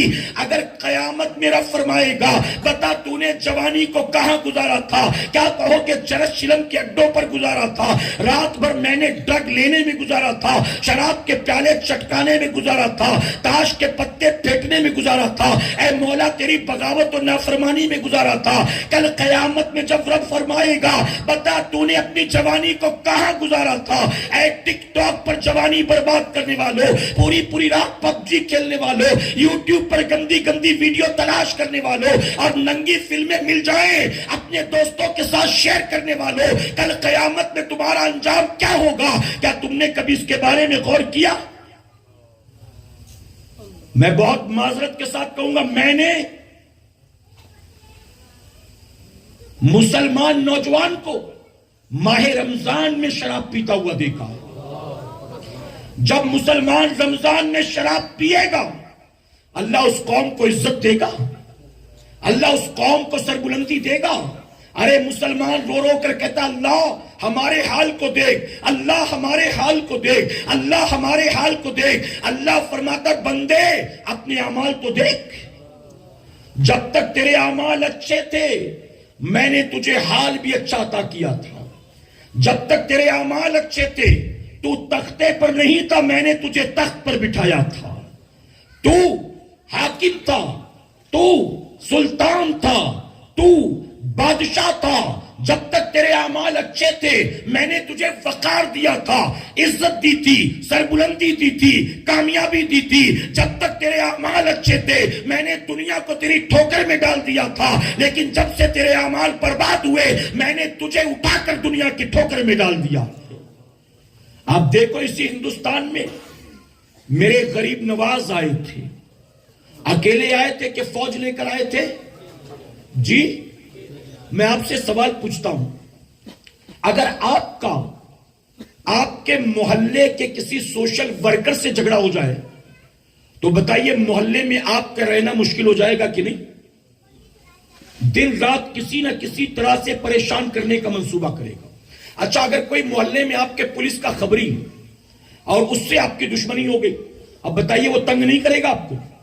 جی پولیس کا خبری ہے, سوشل ورکر ہے, اس سے جھگڑا ہو گیا, آپ کا چین سکون غارت ہو جائے گا. اگر محلے کا کونسلر ہے, جس کو ہمارے یہاں کارپوریٹر کہتے ہیں, آپ کے یہاں کونسلر کہتے ہیں نا, کارپوریٹر, اگر کارپوریٹر سے آپ کا جھگڑا ہو جائے, آپ کے علاقے کا کارپوریٹر, اس سے دشمنی ہو گئی, محلے میں جینا حرام کر دے گا آپ کا. بتائیے ہے کہ نہیں؟ کبھی دیوار کو لے کر, کبھی نالی کو لے کر, کبھی کچرے کو لے کر, کبھی پانی کو لے کر, کبھی گاڑی کو لے کر, کبھی پارکنگ کو لے کر تنگ کرے گا کہ نہیں کرے گا آپ کو؟ اگر کسی ایم ایل اے سے جھگڑا ہو جائے, ایم پی سے جھگڑا ہو جائے, منتری سے جھگڑا ہو جائے تو آپ کا کیا حل ہوگا؟ میرے پیارے آقا کے پیروانوں, آج اپنے جیسے عام آدمی سے کسی بات کو لے کر انبن ہو جائے تو ہمارا محلے میں جینا دشوار ہو جاتا ہے. جب غریب نواز ہندوستان کی سرزمین پر مدینہ منورہ سے سفر طے کر کے آئے تھے تو ہندوستان میں آپ کا کسی سوشل ورکر سے جھگڑا نہیں ہوا تھا, آپ کے مقابلے میں کوئی کارپوریٹر نہیں آیا تھا, آپ کے مقابلے میں کوئی منسٹر نہیں آیا تھا, آپ کے مقابلے میں وہ آ کر کھڑا ہو گیا تھا. ارے ہندوستان میں جس کا سکہ چل رہا تھا اس وقت, جس کی توتی بول رہی تھی, پورے ہند میں جس کا پرچم لہراتا تھا, وہ مقابلے میں آ گیا تھا. نتیجہ آپ کی آنکھوں کے سامنے ہے. ارے جو ہندوستان کا بادشاہ تھا وہ مقابلے میں غریب نواز کے پاس آیا, اس کے پاس فوج بھی تھی, اس کے پاس لشکر بھی تھا, اس کے پاس ہتھیار بھی تھے, اس کے پاس اسلحے بھی تھے, اس کے پاس تو سب کچھ تھا, اور غریب نواز درویش تھے, پیوند لگے کپڑے پہنے تھے. آپ کے پاس کاسا تھا, آپ کے پاس وضو کے لیے ایک کاسا اور لوٹا تھا. آپ بتائیں غریب نواز کے مقابلے میں وہ آیا, نتیجہ ہماری آنکھوں کے سامنے ہے. ارے تخت پر بیٹھنے والا غریب نواز کے مقابلے میں آیا تھا, اللہ نے اس کے تخت کو پلٹ دیا اور قیامت تک کے لیے غریب نواز کو ہند کا راجہ بنا دیا ہے. آخر یہ عزت کیوں ملی تھی, آخر یہ وقار کیوں ملا تھا, آخر یہ مقام کیوں ملا تھا؟ اس کی وجہ یہ تھی کہ غریب نواز ہمارے اور آپ کی طرح مسلمان نہیں تھے. ارے ہم اور آپ جیتے ہیں اپنی مرضی کے مطابق, لیکن غریب نواز کا کھانا بھی رب کی مرضی کے مطابق تھا, چلنا بھی رب کی مرضی کے مطابق تھا, جاگنا بھی رب کی مرضی کے مطابق تھا, سونا بھی رب کی مرضی کے مطابق تھا. اور جب بندہ اپنے رب کی رضا کے لیے اپنے آپ کو قربان کر دیتا ہے پھر اللہ اسے ٹھوکروں میں نہیں ڈالتا, اللہ زمین سے اٹھا کر اسے اونچائی اور سربلندی عطا کرتا. چرس پینے والی قوم عزت پائے گی. ارے جس کی گلی میں لوگ عزت نہ کریں اللہ اس کو عزت دے گا. ارے چرسی, گجیڑی یا فنچی, نشاور چیزوں کا عادی, جس کی عزت اس کے گھر والے نہ کریں, کیا اللہ اس کو دنیا میں عزت دے گا؟ میرے پیارے آقا کے پیروانوں, آپ جانتے ہیں خواجہ بایزید بستامی رحمت اللہ علیہ بہت پائے کے بزرگ ہیں. آپ کے دور میں ایک مسلمان نے, غور سے سنیے گا, ایک مسلمان نے کسی یہودی کو آفر کیا, کہا تو میرا کئی سالوں پرانا دوست ہے, میں نے آج تک تجھ سے نہیں کہا, آج پہلی بار میں تجھے انوائٹ کرتا ہوں, تو کلمہ پڑھ کر مسلمان کیوں نہیں بن جاتا ہے, تو اسلام قبول کر لے. تو اس یہودی نے کہا اچھا تو مجھے اسلام کی دعوت دے رہا ہے، تو مجھے کون سے اسلام کی دعوت دیتا ہے؟ توجہ ہے آپ کی؟ یہودی نے کہا تو مجھے کون سے اسلام کی دعوت دیتا ہے؟ مسلمان نے کہا کون سے اسلام کی، مطلب اسلام تو ایک ہی ہے۔ یہودی کہتا نہیں، میں نے تو دو اسلام دیکھے، دو اسلام۔ مسلمان نے کہا کون سے دو اسلام؟ یہودی کہتا ایک تیرا والا، ایک بایزید بسطامی والا، ایک تیرا والا اسلام، ایک بایزید بسطامی والا اسلام، تو مجھے کون سے اسلام کی دعوت دیتا ہے؟ مسلمان سمجھ گیا، اس نے کہا میں تجھے بایزید بسطامی والے اسلام کی دعوت دیتا ہوں۔ آپ دیکھیں وہ کیسے اللہ والے تھے کہ جو صرف اسلام کے ماننے والے نہیں، اسلام کے ریپریزنٹیٹیو تھے، اسلام کے نمائندے تھے۔ یہ وہ اللہ والے تھے جن کو دیکھ کر لوگ اسلام کو سمجھا کرتے تھے، اسلام سے محبت کیا کرتے تھے، اور اس کے مقابلے میں ایک ہم اور آپ ہیں۔ اس لیے میں بارہا کہتا ہوں مسلمانوں، آج دنیا کا غیر مسلم، چاہے وہ ہمارے ملک کا ہو، چاہے یہودی عیسائی ہو، آج دنیا کا غیر مسلم اسلام کو سمجھنے کے لیے قرآن کی تلاوت نہیں کرتا، کیونکہ وہ قرآن پڑھ نہیں سکتا ہے، وہ بخاری مسلم کی تلاوت نہیں کرتا، وہ نبی کی سیرت کو بھی نہیں پڑھتا، بلکہ لوگ اسلام کو سمجھنا چاہتے ہیں، ہمیں اور آپ کو چلتا پھرتا دیکھتے ہیں اور ہمارے ذریعے وہ اسلام کو سمجھنے کی کوشش کرتے ہیں۔ لیکن ہماری پوزیشن کیا ہے جانتے ہو؟ ہم اگرچہ مسلمان ماں کی کوکھ سے پیدا ہوئے، لیکن اس کے باوجود ہم خود اسلام پر صحیح طور پر عمل نہیں کرتے۔ ہم مسلمان ہو کر بھی اسلام کے ریپریزنٹیٹیو نہیں ہیں، اور یہی وجہ ہے جب اسلام کو سمجھنے کے لیے کوئی ہمیں دیکھتا ہے تو اسلام سے محبت نہیں کرتا، اس کے دل میں اسلام کے لیے نفرت پیدا ہو جاتی۔ اور ایک بات اور عرض کروں، آج چاہے وہ دلی میں بیٹھی خبیثہ ہو، چاہے وہ تلنگانہ میں بھونکنے والا کتا ہو، میرے نبی کی ذات پر اگر آج کوئی اعتراض کرتا ہے تو میں ذمہ داری سے کہتا ہوں یہ لوگ وہ ہیں جنہوں نے میرے نبی کی زندگی کو پڑھا نہیں، یہ لوگ وہ ہیں جنہوں نے نبی کی سیرت کو پڑھا نہیں۔ میں ذمہ داری کے ساتھ کہتا ہوں مسلمانوں، دنیا کا کسی بھی مذہب کا ماننے والا انسان اگر میرے نبی کی زندگی کو بغض و عداوت کی اینک اتار کر پڑھ لے تو اسے خود ماننا پڑے گا کہ پیغمبر اسلام نفرت کرنے والے نہیں ہیں بلکہ یہ محبت کرنے والے ہیں۔ میرے پیارے آقا کے پیارے دیوانوں، بات آئی تو عرض کرتا چلوں، امریکہ کا ایک اسکالر اور ہسٹورین جس کا نام ہے Michael H Hart, Michael H Hart نے تقریباً 100 لوگوں کو جمع کیا۔ وہ سارے کے سارے اسکالرز تھے، انٹلیکچوئلز تھے، ہسٹورینز تھے۔ ان سب کو جمع کر کے اس نے کہا ہمیں ایک کام کرنا ہے، ایک ٹاسک ہے، اور وہ کیا ہے؟ اس نے کہا دنیا میں لاکھوں ہزاروں لوگ ہیں، ان لاکھوں ہزاروں لوگوں میں سے ہمیں 100 لوگوں کے ناموں کی لسٹ تیار کرنی ہے۔ یہ وہ 100 لوگ جو گریٹ لوگ، جو انفلوئنسر ہو، جو مہان عام نہ ہو، ہمیں ایسے لوگوں کی لسٹ تیار کرنی ہے۔ اب ان لوگوں نے، توجہ ہے آپ کی، ان لوگوں نے 32 کیٹیگریز بنائی، یعنی وہ انسان جو گریٹ ہوگا، انفلوئنسر ہوگا، عام انسانوں سے نہیں ہوگا، مہان ہوگا، اس کے اندر یہ خوبی، یہ خوبی، یہ خوبی، یہ خوبی ہونی چاہیے۔ اس نے کبھی جھوٹ نہ بولا، اس نے کبھی وعدہ خلافی نہ کی، اس نے کبھی کسی کا حق نہ مارا۔ یوں 32 کیٹیگریز بنائی، اور 32 کیٹیگریز میں ایک ایک کو رکھ کر 28 سال تک ریسرچ کیا، 28 سال تک محنت کی، 32 کیٹیگریز بنائی، ہزاروں کے نام جمع کیے، ایک ایک آؤٹ کیا، اور 28 سال کی محنت کے بعد جب ریسرچ مکمل ہوئی تو اے مسلمانوں، ان کی لسٹ میں سب سے اوپر میرے نبی کا نام تھا۔ اگرچہ وہ مسلمان نہیں تھے، عیسائی تھا، اور جانتے وہ عیسائی کیا کہتا ہے؟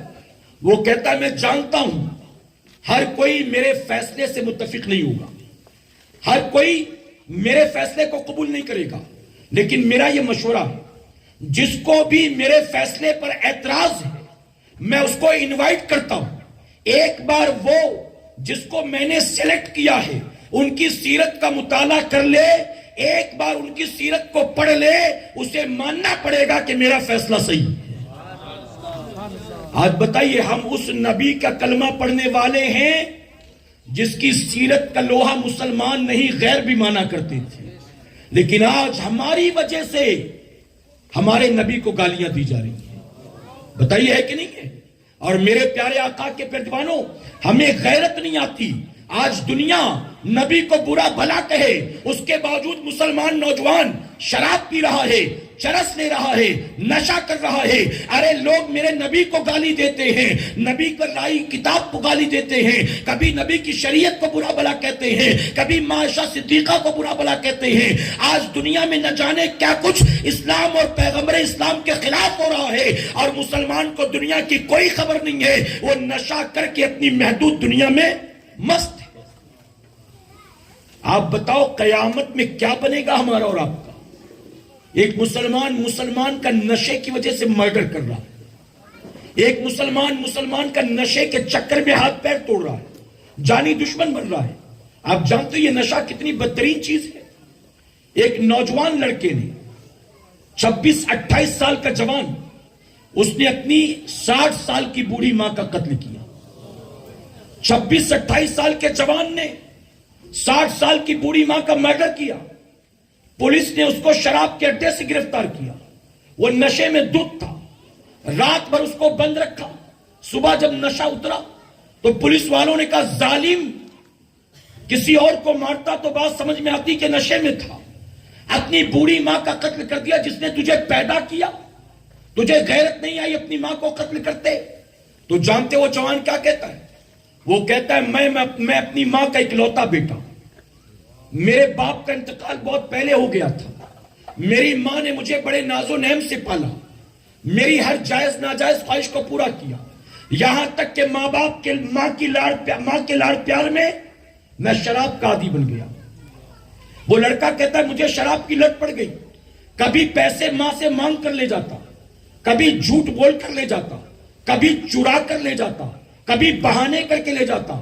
کل شام مجھے شراب کی طلب ہو رہی تھی، میرے پاس پیسہ نہیں تھا، میں نے ماں سے کہا شراب پینی ہے پیسہ دے، ماں نے کہا آج نہیں دوں گی۔ میں نے کہا ماں بہت طلب ہو رہی ہے، تھوڑا پیوں گا زیادہ نہیں، مجھے تھوڑا سا پیسہ دے دے۔ ماں نے کہا تو چاہے جو کر میں تجھے پیسہ نہیں دوں گی۔ میں ماں سے منت کرتا رہا، ہاتھ پیر جوڑتا رہا، لیکن میری ماں پیسہ دینے کو تیار نہیں تھی، اور میرے سر پر شراب کی دھن سوار تھی، شراب کی طلب میں دیوانہ ہو رہا تھا۔ میں کہہ رہا تھا ماں دے دے ورنہ مجھ سے کچھ ہو جائے گا۔ میری ماں نے یہاں تک کہا آج تو مجھے قتل بھی کر دے تو بھی میں تجھے پیسہ نہیں دوں گی۔ جب میری ماں نے یہ کہا تو میں نے کہا ٹھیک ہے، اگر تیری ضد ہے تو میری بھی ضد ہے، آج تجھے مارنا بھی پڑے تو ماروں گا، لیکن شراب تو پی کر رہوں گا۔ کہتا ہے میں نے ماں کو دھمکایا، ماں نہیں مانی۔ پھر میں کمرے میں گیا، میں کچن سے چاقو لے کر آیا اور میں نے کچن کی چاقو دکھائی، کہا اب دیتی کہ نہیں دیتی؟ ماں نے کہا مار دے گا تو بھی نہیں دوں گی۔ پھر میں نے اس سے وار کرنا شروع کر دیا، میں نے 2-4 وار کیے، ماں تڑپی، میں نے کہا اب دے گی؟ اس نے کہا اب بھی نہیں دوں گی۔ میں نے کہا جان سے تجھے ختم کرتا ہوں۔ اس کے بعد میں نے اسی چاقو سے اپنی ماں کا قتل کر دیا۔ اس کے بعد ماں کی جیب سے پیسے نکالے اور میں سیدھے شراب کے اڈے پر چلا گیا۔ آپ دیکھیں نشہ کتنا برا ہوتا ہے۔ ارے جب ایک انسان نشے کا عادی ہو جاتا ہے، اپنی ماں کی عظمت کو بھول جاتا ہے، اپنے باپ کے مقام کو بھول جاتا ہے، اگر شادی شدہ ہے تو بیوی بچوں کے حقوق بھول جاتا ہے۔ ارے مجھ سے بامبے کے کچھ علاقوں میں آ کر عورتیں یہ کہتی ہیں حضرت میرا شوہر آٹو چلاتا ہے، آٹو چلا کر جب دن کا 300-400 روپے کما لیتا ہے تو 300-400 روپے جیسے ہی ہاتھ لگتے ہیں وہ گھر کے بچوں کی فیس کو نہیں دیکھتا، ماں کی دوائیوں کی فکر نہیں کرتا، گھر کے کرائے کی فکر نہیں کرتا۔ اس کے ہاتھ جیسے ہی پیسہ لگتا ہے وہ فوراً دوستوں کے ساتھ نشے کے اڈے پر چلا جاتا ہے، اور جب تک 400 روپے ختم نہیں ہوتے وہ دوبارہ آٹو نہیں نکالتا، وہ دوبارہ کام پر نہیں جاتا۔ گھر میں راشن ختم ہے اس کی فکر نہیں ہے، 3 مہینے سے بجلی نہیں بھری اس کی فکر نہیں ہے، ماں کی دوائیاں ختم ہو کے 10 دن ہو گئے اس کی فکر نہیں ہے۔ اے مسلمانوں ذرا سوچو اس گھر کا حال کیا ہوگا، ان ماں باپ کا حال کیا ہوگا، ان بچوں کا حال کیا ہوگا جن کے گھر کے افراد شراب پیتے ہیں، نشہ کرتے ہیں۔ اے سرکار مدینہ کے پیروانوں، کیا آپ نے نہیں سنا ہے حضور اکرم صلی اللہ علیہ وسلم نے فرمایا ایک بندہ جو شراب کا ایک قطرہ حلق کے نیچے اتارتا ہے اور بن تو توبہ کیے مر جاتا ہے۔ نبی نے بوتل کی بات نہیں کی، نبی نے ایک پیک کی بات نہیں کی، آقا نے ایک قطرے کی مثال دی، شراب کی ایک بوند حلق کے نیچے جو اتارتا ہے اور بن توبہ کیے مرتا ہے، آقا فرماتے ہیں سکرات میں اس کا حال ایسا ہوتا ہے، اس کا حلق سوکھ کر کانٹا بن جاتا ہے، اس کو پیاس کی ایسی شدت ہوتی ہے، وہ پیاس کی وجہ سے سکرات میں تڑپتا ہے۔ نبی فرماتے ہیں اس وقت اگر دنیا کے سارے سمندر بھی اس کے منہ میں انڈیل دیے جائیں تو بھی وہ دنیا سے پیاسا مرتا ہے۔ آپ سوچو جو شراب کا ایک قطرہ پی لے وہ دنیا سے پیاسا مرتا ہے، مر کر سیدھے جہنم کی آگ میں جلتا ہے۔ جو زندگی بھر شراب پیتے رہے، جو لوگوں کو شراب پلاتے رہے، جو شراب کی دعوتیں کرتے رہے، جو شوقیہ شراب پیتے رہے، جو شادی بیاہ میں شراب پیتے رہے، جو کارپوریٹ کی پارٹیوں میں شراب پیتے رہے، جو اپنے آپ کو ماڈرن کہلانے کے لیے شراب پیتے رہے، آخر ذرا سوچیں ایک قطرہ پینے والے کا انجام یہ ہے، پوری پوری بوتلیں پینے والے کا انجام کیا ہوگا؟ حضور فرماتے ہیں پیاسا مرتا ہے اور جہنم میں بھی پیاس کی شکایت کرتا ہے۔ جہنم میں کہتا ہے الاتش الاتش، مجھے پیاس لگی، مجھے پیاس لگی۔ حدیث مبارکہ میں آتا ہے فرشتے جہنمی کی کھوپڑی میں جہنمیوں کے جسموں کا خون اور پیپ بھر کر اس کو پینے کے لیے دیتے ہیں، جہنمیوں کے جسموں کا خون اور پیپ۔ اور ایک روایت میں میرے نبی نے فرمایا فاحشہ عورتوں کی شرمگاہ سے بہنے والا خون جہنمی کی کھوپڑی میں بھر کر دیا جاتا ہے۔ اے چرس پینے والوں سوچو تمہارا انجام کیا ہوگا؟ اے چلم گانجے پی کر اپنے ماں باپ کو رلانے والے جوانوں ذرا سوچو تمہارا انجام کیا ہوگا؟ دوستی یاری کے چکر میں تو چرسی گنجیڑی افینچی بن گیا ہے، تو نشادور چیزوں کا استعمال کرنے لگا ہے۔ ارے جس دوست نے تجھے اس برائی کے راستے پر ڈالا ہے تو مر کر قبر میں جائے گا، کیا پتا تیرا دوست وہاں تجھے بچانے آئے گا؟ تو جب قیامت کے دن اٹھایا جائے گا، تیرا حساب کتاب ہوگا، تو ذرا سوچ کہ تیرا انجام کیا ہوگا۔ یزید کے مقابلے میں امام حسین کیوں آئے تھے؟ جناب امیر معاویہ کا بیٹا، خلیفہ بننے کا شوق اور شراب کا عادی، امام حسین نے اسے برداشت نہ کیا۔ تم امام حسین کا نام لیتے ہو جیتے جی، نشہ کرتے ہو زندگی بھر، کیا قیامت میں امام حسین صرف نام لینے پر تمہیں معاف کر دیں گے؟ ارے مولا کائنات مولا علی کرم اللہ وجہ الکریم فرماتے ہیں، توجہ ہے آپ کی؟ اب میں 10 منٹ میں اپنی گفتگو سمیٹتا ہوں چونکہ وقت بھی ہو گیا ہے، اجازت ہے آپ کی؟ میرے پیارے آقا کے پردیوانوں، مولا کائنات فرماتے ہیں اگر سمندر میں شراب کا ایک قطرہ پڑ جائے، توجہ ہے آپ کی؟ فرماتے کسی سمندر میں شراب کی ایک بوند گر جائے تو میں علی اپنے سواری کے گھوڑے کو کبھی اس سمندر کا پانی نہیں پینے دوں۔ آپ یہاں علماء بیٹھے پوچھیں ان سے، اگر سمندر میں شراب کی ایک بوند نہیں پوری بوتل گر جائے، پانی پاک ہوگا کہ ناپاک ہوگا؟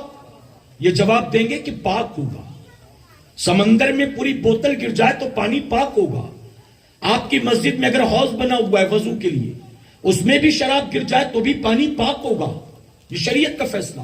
پھر امام مولا کائنات فرماتے میں سواری کے گھوڑے کو پینے نہ دوں، کیوں؟ ارے جو میں نے بیان کیا وہ فتویٰ ہے اور مولا علی جو فرماتے ہیں وہ ان کا تقویٰ۔ آپ فرماتے ہیں میں اپنی سواری کے گھوڑے کو پانی نہ پینے دوں، آگے فرماتے سمندر کا پانی سوکھ جائے اور اس زمین پر ہری گھاس پیدا ہو جائے تو فرماتے میں علی اپنی سواری کے گھوڑے کو کبھی وہ گھاس بھی نہ کھانے دوں، اور فرماتے کبھی میرا گھوڑا اگر وہ گھاس کھا لے تو میں علی کبھی اس پر سواری نہ کروں۔ ارے علی کا گھوڑا جس زمین پر شراب کا ایک قطرہ گرا وہاں پیدا ہوئی گھاس کو مولا کائنات کے گھوڑے نے کھا لیا، فرماتے میں سواری نہیں کروں گا، تو کیا بتاؤ جو امام حسین کا نام لے، مولا علی کا نام لے، اہل بیت کی محبت کے دعوے کرے اور چرس چلم گانجے افیم پیتے ہو، کیا قیامت میں مولا علی ان کی طرف دیکھیں گے؟ ابھی 11ویں کا مہینہ گزرا ہے نا، غوث اعظم کی 11ویں تو منائی ہوگی، لنگر بھی خوب ہوا ہوگا پورے ہبلی میں، ڈیگے چڑی ہوں گی, نیازیں ہوئی ہوں گی, ختم قادریہ بھی, محفلیں بھی, واز بھی, چندہ بھی, نعرے بھی, جلسے بھی, جلوس بھی سب ہوا ہوگا. آپ نے یہ بھی تو سنا ہوگا. سیدنا سرکار غوث اعظم فرماتے ہیں بے نمازی کو مسلمانوں کے قبرستان میں دفن مت کرو. یہ روایت سنی کہ نہیں سنی آپ نے؟ غوث پاک کہتے بے نمازی کو مسلمانوں کے قبرستان میں دفن مت کرو. تو بتاؤ غوث پاک شرابی کے بارے میں کیا کہیں گے, چرسی کے بارے میں کیا کہیں گے, افیمچی اور چرمچی کے بارے میں کیا کہیں گے؟ اور پھر قیامت میں یہ سمجھے غوث پاک مجھے جنت میں لے کر جائیں گے, غوث پاک کے نانا میری شفاعت کرائیں گے.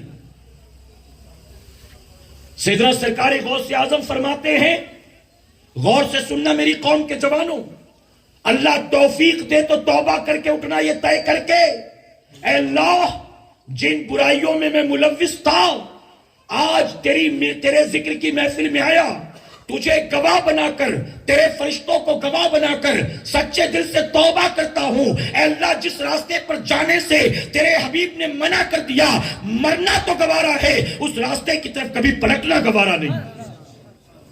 حضور غوث اعظم فرماتے وہ نوجوان جو جوانی میں نیک بن گیا, عبادت گزار بن گیا, اپنے ماں باپ کی عزت کرتا ہوگا, مسجد کے نمازیوں کی قدر کرتا ہوگا, چھوٹوں پر شفقت, بڑوں کا احترام کرتا ہوگا, میں عبد القادر وعدہ کرتا ہوں وہ نوجوان کل قیامت میں چاہے جہاں ہوگا میں اس کو تلاش کروں گا اور اس کا ہاتھ پکڑ کر اسے اپنے ساتھ جنت میں لے کر جاؤں گا.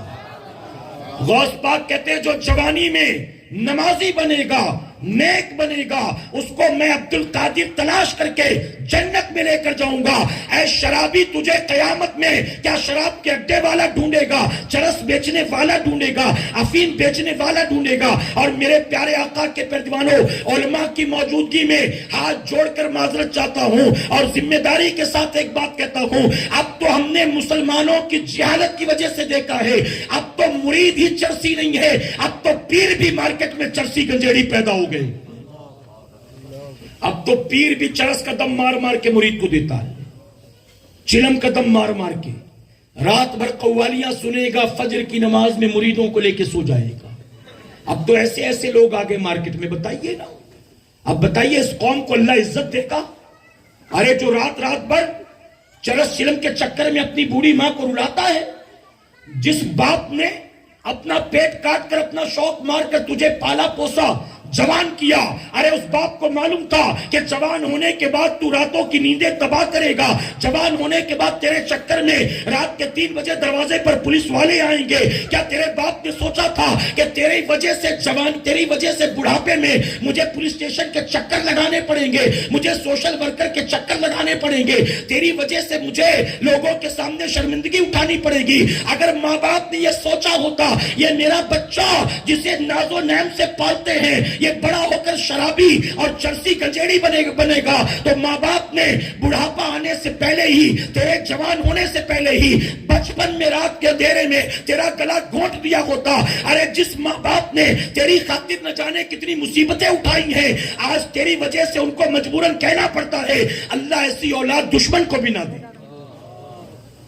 اپنے ماں باپ کو رلانے والوں, اپنے ماں باپ کی نیندیں تباہ برباد کرنے والوں, تم کیا سوچتے ہو کہ تمہارا قیامت میں کیا بنے گا؟ آپ جانتے ہیں ایک عورت, توجہ ہے نا آپ کی, میں نے 10 منٹ کا ٹائم مانگا تھا, ابھی 5 منٹ باقی, اجازت آپ کی. میرے پیارے آقا کے پردوانوں, ایک خاتون ایک مفتی صاحب کے پاس آئی, اس کے ساتھ ایک 24-25 سال کی لڑکی بھی تھی. غور سے سنیے گا. خاتون نے آ کر مفتی صاحب سے کہا کہ حضرت اس کا شوہر لاپتہ ہو گیا, ہم نے بہت تلاش کیا, 3 مہینے ہو گئے کوئی پتہ نہیں چلا, آپ فتویٰ لکھ کر دے دیں تاکہ ہم اس کا کہیں اور نکاح کرا دیں. تو مفتی صاحب نے کہا کہ ایسے نہیں ہوتا کہ میں لکھ کر دے دوں اور تم کرا دو, تم ایک کام کرو, مجھے اپنا پتہ دو اور اس کے شوہر کا فوٹو, اس کا نمبر, اس کا نام پتہ سب لا کر دو, ہم تلاش کریں گے اس کو, تم 1 مہینے کے بعد آنا. وہ گئی, ساری چیزیں لائی, جمع کرا دی, چلی گئی. اب مفتی صاحب نے اپنے طور پر تلاش کرنے کی کوشش کی, 1 مہینے کے بعد وہ خاتون پھر آئی لڑکی کو لے کر. آ کر کہتی حضرت فتویٰ تیار کر دیا آپ نے؟ مفتی صاحب نے کہا میں نے کہا نا ایسے نہیں ہوتا ہے، آپ کو انتظار کرنا پڑے گا، رکنا پڑے گا. ابھی میں نے اخبار میں اس کی تصویر ڈالی ہے، اس کی گمشدگی کی خبر ڈالی ہے، میں انتظار کر رہا ہوں، کوئی نہ کوئی پتہ چل جائے گا، تم 15-20 دن کے بعد آنا. وہ گئی 15-20 دن کے بعد آئی، کہا حضرت فتویٰ تیار ہے. آپ نے فرمایا کہ میں کوشش میں لگا ہوں لیکن تمہارے داماد کا اب تک اس کے شوہر کا کوئی پتہ نہیں چلا، تم ایک کام کرو 1 مہینے کے بعد آنا. اس نے کہا ٹھیک ہے، چلی گئی. اب 1 مہینے کے بعد آئی، آ کر کہتی حضرت فتویٰ تیار ہے. تو مفتی صاحب نے کہا کہ نہیں ابھی فتویٰ تیار نہیں ہے، تمہیں اور رکنا پڑے گا. تو اس عورت کو غصہ آ گیا. اس نے کہا بار بار دھکے کھلا رہے ہیں آپ، ایک فتویٰ لکھ کر دینے میں آپ کا کیا جاتا ہے؟ میں بڑی مجبور عورت ہوں، میری بچی پریشان ہے، آپ ایک فتویٰ لکھ کر دے دیں سارا مسئلہ حل ہو جائے. خامخواہ میں آپ کل آنا، 15 دن کے بعد آنا، 1 مہینے کے بعد آیا، کتنے دھکے کھلا چکے، ایک فتویٰ لکھ کر دیتے کیوں نہیں؟ تو مفتی صاحب نے کہا میری بہن ناراض نہ ہو، اگر تیری بچی کا شوہر مر گیا ہوتا یا اگر مان لے اس کی شادی نہیں ہوئی ہوتی تو اپنے گھر رکھتی کہ نہیں رکھتی؟ اب اس کا شوہر کھو گیا تو اتنا پریشان کیوں؟ اپنی بچی کو 2-4-6 مہینے اپنے گھر میں نہیں رکھ سکتی کیا؟ کیا بیٹی کو کھلانا پلانا اتنا بھاری پڑ گیا ہے کہ پریشان ہے کہ جلدی سے جلدی شادی کرا دوں؟ تو اب اس عورت کی آنکھوں سے آنسو نکلنے لگا. اب اس عورت نے کیا کہا؟ اس عورت نے کہا دراصل حضرت آپ ناراض نہ ہو، بات یہ ہے کہ یہ میری بیٹی نہیں ہے، یہ میری بہن کی بیٹی ہے اور میری بہن کا انتقال ہو چکا ہے. اس کا شوہر جب کھو گیا تو اس کے سسرال والوں نے اس کو مائکے بھیج دیا، اور مائکے میں صرف یہ ہے اور اس کا بوڑھا باپ ہے. اور اس کا باپ وہ کہتی میں چاہتی ہوں کہ آپ جلدی فتویٰ لکھ دیں تاکہ میں شادی کرا دوں. اس کی وجہ یہ ہے کہ اس کا باپ جو ہے وہ اول درجے کا شرابی ہے. یہ میری بچی کہتی ہے کہ میرا باپ رات کو 2-3 بجے شراب کے نشے میں دودھ دھو کر گھر آتا ہے اور گھر آنے کے بعد میری طرف ٹکٹکی باندھ کر دیکھتا رہتا ہے. یہ میری بچی کہتی ہے کہ مجھے اپنے باپ کی ان نگاہوں سے ڈر لگتا ہے، اور مجھے یہ ڈر ہے کہ کسی رات اگر میں غافل ہو گئی یعنی میری آنکھ لگ گئی تو مجھے ڈر ہے کہ کہیں شراب کے نشے میں میرا باپ میری عزت پر ہاتھ نہ ڈال دے. اسی لیے میں چاہتی ہوں کہ اس سے پہلے ایسا کچھ ہو آپ فتویٰ لکھ کر دے دیں تاکہ میں اس کی شادی کرا کے بری ہو جاؤں. میں نہیں چاہتی ہوں کہ میری بچی کے ساتھ ایسا کچھ ہو. آپ ذرا سوچیں، ایک شرابی باپ سے جب بیٹی کا خطرہ ہو، بیٹی کو خطرہ ہو، تو آپ بتائیے شرابی بھائی سے بہن کو خطرہ نہیں ہوگا؟ شرابی پڑوسی سے پڑوس میں رہنے والی عورتوں کو خطرہ نہیں ہوگا؟ ارے نشہ کرنے والے سے ماں باپ کو خطرہ نہیں ہوگا؟ اے سرکار مدینہ علیہ الصلوۃ والتسلیم کے پردوانوں، حضور اکرم صلی اللہ علیہ وسلم کی عادت کریمہ تھی. ماں عائشہ صدیقہ رضی اللہ تعالیٰ نماز عشاء کے بعد چند کھجوریں پانی میں بھگو کر رکھتی تھی. آقا فجر کی نماز پڑھ کر آتے تھے تو پانی پیتے تھے اور کھجوریں کھایا کرتے تھے. لیکن میرے آقا ماں عائشہ صدیقہ فرماتی ہے حضور جب آتے تھے فجر کے بعد غور سے اس پانی کو دیکھا کرتے تھے. ایک مرتبہ ماں عائشہ صدیقہ نے عرض کیا یا رسول اللہ صلی اللہ علیہ وسلم آپ اس پانی کو اتنا غور سے کیوں دیکھتے ہیں؟ میں کھجوروں کو اچھی طرح بھگا کر دھو کر بھگایا کرتی ہوں، پھر اتنا کیوں دیکھتے ہیں؟ تو جانتے ہو میرے نبی نے کیا فرمایا تھا؟ آقا فرماتے عائشہ میں اس لیے نہیں دیکھتا کہ تو نے کھجوریں دھوئی تھی کہ نہیں دھوئی تھی، میں اس لیے دیکھتا ہوں کہ اگر اس پانی میں رات بھر کھجوریں بھگانے کی وجہ سے اس میں جھاگ پیدا ہو گئی ہے تو اب یہ پانی شراب کے قریب ہے، اب اس پانی کا پینا جائز نہیں ہے. آپ ذرا سوچیں رات بھر کھجوریں بھگائی جائیں، نبی صبح پینے سے پہلے پانی کو بھی غور سے دیکھتے ہیں، اور یہاں سڑی گلی چیزوں سے شراب بنائی جائے، اس میں کیمیکل ملایا جائے اور یہ بھی بتایا جائے یہ تیرے جسم کے لیے نقصان دہ ہے، پھر بھی مسلمان خریدتا بھی ہے، پیتا بھی ہے، پلاتا بھی ہے. اے سرکار مدینہ کے پردوانوں، اللہ کی بارگاہ میں توبہ کر لو ورنہ بعد مرنے کے آپ کا انجام کیا ہوگا آپ اس کا اندازہ نہیں لگا سکتے. اب آخری بات عرض کروں گا، اجازت ہے آپ کی؟ اللہ اور اس کے رسول صلی اللہ علیہ وسلم نے جس چیز کو حرام قرار دے دیا اس میں سوائے نقصان کے کبھی فائدہ نہیں ہو سکتا ہے. یہ بات ذہن میں محفوظ کر لو. اور میرے پیارے آقا علیہ الصلوۃ والتسلیم کے پردوانوں، آپ حدیث مبارکہ اٹھا کر دیکھو، آپ کو 2-4 نہیں سینکڑوں حدیثیں مل جائیں گی جہاں حضور اکرم صلی اللہ علیہ وسلم نے شرابیوں کے تعلق سے جو وعید آئی ہے آقا نے فرمایا پھر بھی مسلمان شراب پیتا ہے، مسلمان حرام کردہ چیزوں کے قریب جاتا ہے، اپنی دنیا اور اپنی آخرت کو تباہ برباد کرتا ہے۔ میرے پیارے آقا علیہ الصلوۃ والتسلیم کے پیروانوں، اگر ہم میں کوئی ایسا شخص موجود ہو یا ہماری جان پہچان میں کوئی ایسا شخص موجود ہو، کوشش کریں کہ اللہ اسے ہمارے ذریعے توبہ کی توفیق عطا فرمائے۔ آپ اگر اس سے دوستی ہے، آپ اس کے ساتھ اٹھتے بیٹھتے ہیں، تو آپ کی ذمہ داری بنتی ہے کہ اپنے دوست کو ان حرام چیزوں سے روکنے کی کوشش کریں گے انشاءاللہ۔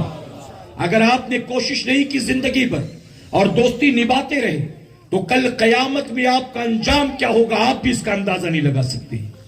کل قیامت میں آپ کا وہ دوست خود آپ کی گرفتاری کا سبب بنے گا، آپ کے خلاف مقدمہ دائر کرے گا۔ اللہ ہمیں آپ کو سب کو کہنے سننے سے زیادہ عمل کی توفیق عطا فرمائے۔ میرے پیارے آقا کے پیروانوں، میں نے کہا چونکہ پہلی محفل ہے، باتیں بہت سی ہیں، ایک عنوان لے کر میں چلا اور اسی عنوان پر میں نے گفتگو کی، حالانکہ میرا ٹاپک ابھی انکمپلیٹ ہے، پھر کبھی انشاءاللہ کسی موقع پر اسی عنوان پر اسپیشلی خطاب ہوگا۔ آج چونکہ شادی کا پروگرام تھا اور عام طور پر شادی کی محفلوں میں میں شادی کی رسموں پر بیان کرتا ہوں، لڑکا لڑکی دیکھنے سے لے کر منگنی کے بعد ہلدی مہندی، اس کے بعد نکاح کی ساری رسومات، شریعت کا حکم کیا ہے، طریقہ کیا ہے، اور ہماری اور آپ کی بنائی رسومات کیا ہیں۔ لیکن اب چونکہ اس عنوان پر گفتگو کرنے کا موقع نہیں، میں نے کچھ معروضات پیش کیے، امید کرتا ہوں میری بات سمجھ میں آئی ہوگی اور آپ اس پر عمل کریں گے انشاءاللہ۔ میرے پیارے آقا علیہ الصلوۃ والتسلیم کے پیروانوں، 3 سال کے بعد پھر ایک بار عالمی تحریک سنی دعوت اسلامی کا 3 روزہ عظیم الشان روح پرور عالمی سالانہ سنی اجتماع وادی نور آزاد میدان ممبئی ویٹی میں 16، 17، 18 دسمبر کو ہونے جا رہا ہے۔ 16 دسمبر بروز جمعہ یعنی آنے والا جمعہ بعد نماز جمعہ رات 8 بجے تک خواتین کے لیے اجتماع ہوگا۔ 17 دسمبر بروز سنیچر نماز فجر سے لے کر 18 دسمبر بروز اتوار رات 10 بجے تک مردوں کے لیے اجتماع ہوگا۔ میری گزارش ہے، قافلوں کا اہتمام ہے، قافلوں کی تیاری ہو چکی ہے، بس بھی بک ہو چکی ہے، ٹرین کی ٹکٹس بھی بک ہو چکی ہیں۔ آپ کی سہولت کے اعتبار سے آپ جس طرح بھی آنا پسند کریں، آپ کوشش یہ کریں وادی نور آزاد میدان میں آپ ضرور پہنچیں گے انشاءاللہ۔ محبت سے کہے انشاءاللہ، اور بلند آواز سے انشاءاللہ۔ 2018 میں بہت سے لوگ آئے تھے جو ان 3 سالوں میں ہم سے رخصت ہو چکے، وہ چاہتے تو تھے لیکن ان کو اب موقع نہیں ملے گا۔ ہم بھی آج زندہ ہیں، اگلے سال بھی اجتماع ہوگا 2023 میں بھی، لیکن ہمیں پھر موقع ملے گا کہ نہیں ملے گا ہم نہیں جانتے۔ تو آج ہی ارادہ کریں، آئیں گے انشاءاللہ۔ آپ کو آنا بھی ہے، دعوت دے کر دوست احباب کو بھی لانا ہے انشاءاللہ۔ میرے پیارے آقا کے پیروانوں، ہبلی تو باقی اور دوسرے اسٹیٹس اور سٹیز کے مقابلے تھوڑا قریب بھی ہے بامبے سے، جھارکھنڈ سے ہمارے ساتھی آ رہے ہیں، یو پی سے قافلہ آنے والا ہے، اور صرف ہندوستان کے مختلف علاقوں سے نہیں، الحمدللہ دبئی سے ہمارے ساتھی آ رہے ہیں، لندن سے ہمارے مبلغین آ رہے ہیں، مفکر اسلام بھی تشریف لا رہے ہیں۔ تو آپ بھی ان سب شہروں کے مقابلے ہبلی ممبئی سے زیادہ قریب ہے۔ میں امید کرتا ہوں، دعوت بھی دیتا ہوں، آپ ضرور آئیں۔ جتنے حضرات بھی آنا چاہتے ہیں ہمارے ساتھیوں سے، ذمہ داران سے رابطہ قائم کریں اور قافلے کی شکل میں وادی نور آنے کی کوشش کریں انشاءاللہ۔ آپ میں سے اگر مان لیجئے کسی کی مجبوری ہے نہیں آ سکتا، لیکن میں اس کو ایک راستہ دیتا ہوں نیکی کمانے کا۔ اگر آپ میں سے کوئی ہے جو آنا چاہتا ہے لیکن کوئی مجبوری ایسی ہے کہ نہیں آ سکتا، تو میں کہتا ہوں جو جا رہے ہیں نا، ان جانے والوں کے جانے کا انتظام کر دیں آپ کم سے کم۔ آپ کہیں کہ میں تو نہیں آ سکتا، یہ 500 روپے میری طرف سے لے لے، قافلے میں جانے والوں کو آپ پانی پلا دیجئے گا، ثواب ملے گا کہ نہیں؟ ارے آپ تو ڈر رہے میرے بھائی کہ بول دیا تو دینا پڑ جائے گا۔ اچھا، دیتا بھی کوئی اپنی مرضی سے نہیں ہے۔ ارے ہوٹل میں بیٹھتے بیوی بچوں کو لے کر نا 5000 کا بل بنے تو بھی کوئی ٹینشن نہیں ہے، لیکن مسجد کی جولی میں نا 10 روپے جانا چاہیے، مسجد کی جولی اور ڈبے میں 20 روپے جانا چاہیے، اور اپنی ذات و نفس پر کتنا بھی خرچ ہو جائے کوئی مسئلہ نہیں۔ میرے پیارے آقا کے پیروانوں، یہ جو طریقہ میں بتا رہا ہوں نا، یہاں جتنا خرچ کر دو گے نا قیامت میں یہ پیسہ ٹیکس فری ہو جائے گا, اس پر کوئی حساب نہیں لے گا. اپنی ذات پر جتنا خرچ کرو گے قیامت میں 1-1 روپے کا حساب دینا پڑے گا. تو اگر آپ میں سے مان لیجئے ہمارے ساتھیوں نے یہ رکھا ہے کہ بس کے جانے آنے کا 2000 روپیہ ہے, جو بھی جائے گا آئے گا کرائے بھاڑے کا مکمل 2000. اب آپ جانا چاہتے لیکن مجبوری نہیں جا سکتے, آپ کہہ دیں کہ چلو 1-2000 روپے لے لو میری طرف سے, میں نہیں آ سکتا لیکن کوئی جانے والا جو پیسہ نہیں بھر سکتا میری طرف سے اسے لے جائیے گا. اب وہ وہاں جا کر نمازیں پڑھے گا اس کا ثواب اللہ آپ کو بھی دے گا نا, وہ وہاں جا کر نعتیں سنے گا اللہ اس کا ثواب آپ کو بھی دے گا, وہاں جا کر سبحان اللہ کہے گا اس کا ثواب اللہ آپ کو بھی دے گا نا. تو اس طرح سے جن کی مجبوری نہیں جا سکتے وہ بھی اس نیکی میں شریک ہونے کے لیے, ٹرین کی ٹکٹ کے لیے, بس کے خرچ کے لیے, جو بھی ہو سکے جانے والوں کو ایک وقت چائے پلانے کا انتظام کر دیں آپ کم سے کم, کریں گے انشاءاللہ. اچھا میں بتا دوں ہمارے ساتھیوں نے کہا نہیں, یہ خود میں تھوڑا سا ان معاملے میں لالچی ہوں اور میری خود کی کوشش ہے کہ چند جملے بول کر یار میں بھی نیکی میں شریک ہو جاؤں. ہمارے اسلم بھائی نے نہیں کہا تھا کہ حضرت تھوڑا اعلان کر دینا, نہیں کہتے وہ. میں تو جمعہ میں بھی کئی بیان کرتا ہوں تو مسجد کے چندے کا اعلان کر دیتا ہوں کہ میرے کہنے پر نہ دینے والا 10 روپے بھی دے دے گا مولا مجھے ثواب عطا کرے گا. اور میرے پیارے آقا کے پیغمبر میں یہ بھی بتا دوں رب کے خزانے میں کوئی کمی نہیں ہے. ممکن ہے میرا اپنا 2000 خرچ کرنا کام نہ آئے اور میرے چند جملوں کی وجہ سے آپ نے 20 روپیہ دے دیا, وہ 20 روپیہ آپ کو اور مجھے دونوں کو جنت میں لے کر چلا جائے. تو میں تو اس نیت سے یہ کام کرتا ہوں, تو دیں گے انشاءاللہ. اب دے کے بری نہیں ہونا, پہلے تو آنا ہے, اور جو نہیں آ سکے وہ اپنی طرف سے ایسے شریک ہونے کی کوشش کریں. اور میرے پیارے آقا کے پیغمبر نے ایک اعلان اور سن لیں, عالمی تحریک سنی دعوت اسلامی کا آفیشیل یوٹیوب چینل ہے جس کا نام ہے SDI چینل. آپ یوٹیوب پر اس کو سرچ کریں, اس کو سبسکرائب کریں اور ہمارے سارے پروگرامز کی نوٹیفیکیشن آپ